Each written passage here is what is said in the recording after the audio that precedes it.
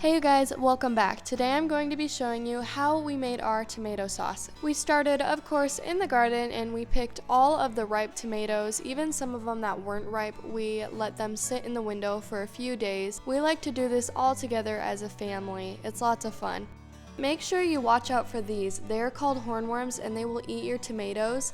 Eli always likes to go through the garden and pick them all out so they don't eat all our tomatoes. He finds about 20 of them every time. It's crazy. Also, don't avoid the bad tomatoes with a bad spot because we are turning these into sauce. And the really bad ones that we can't use in our sauce, we give to the pigs too. After about half an hour, these are the amount of tomatoes we got. We take them straight to the kitchen and wash them while taking off all the tops. These are all the tomatoes that we got this time. Next, we are cutting off the ends and then chopping them in half.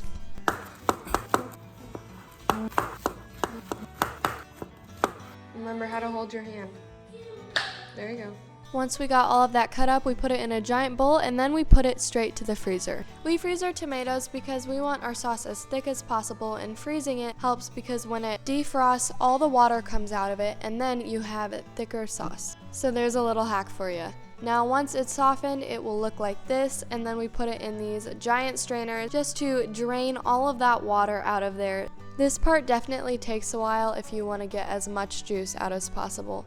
But this is all of the juice we got out of that. The next thing we do is we cook them in a pot for about an hour. Most people would blanch and take the peels off of their tomatoes already, but the reason we aren't doing this is because the peels have the most flavor in them.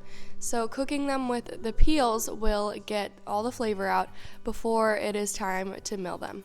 Now once it's ready, it should look like this, all bubbly and nice. You can tell it has gone down a little bit, and that is good because again, we want a thicker sauce. We've made it before and it's been super runny. We just want it to be as thick as possible. The next step is to grab your food mill or juicer. The juicer didn't work too well for us just because the tomatoes were so thick.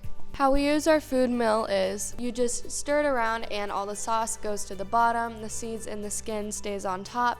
You just scoop out all the waste from the top and then you add more tomatoes in until it is all turned into sauce. This part definitely takes us a while and our arms definitely get sore. This is how much sauce we have so far, and this is all of our waste. We always make sure to give our waste to the pigs because we don't like to waste anything. You could give the scraps to your chickens also. So after all the tomatoes are turned into sauce, we yet again cook it down until it is as thick as we want it. This normally doesn't take too long. What we do with this sauce is we use it as tomato sauce, pasta sauce, pizza sauce, literally anything you can think of. And then we put it in the canner and can it. And there you go. You have your own homemade tomato sauce. These are just a few of the jars we made. This tomato sauce can last you all winter and it is really good. You remember that juice we got after we defrosted all of those tomatoes? Yep, we canned that too. We're going to be using it as flavoring and things like rice and refried beans. And there you go. That is what we did with all of our tomatoes this year. Please comment down below if you have any questions. I will gladly answer all of them for you. Please follow us if you would like to know more about homesteading and living off the land and just farm life in general. Love from our farm to your home. Happy canning!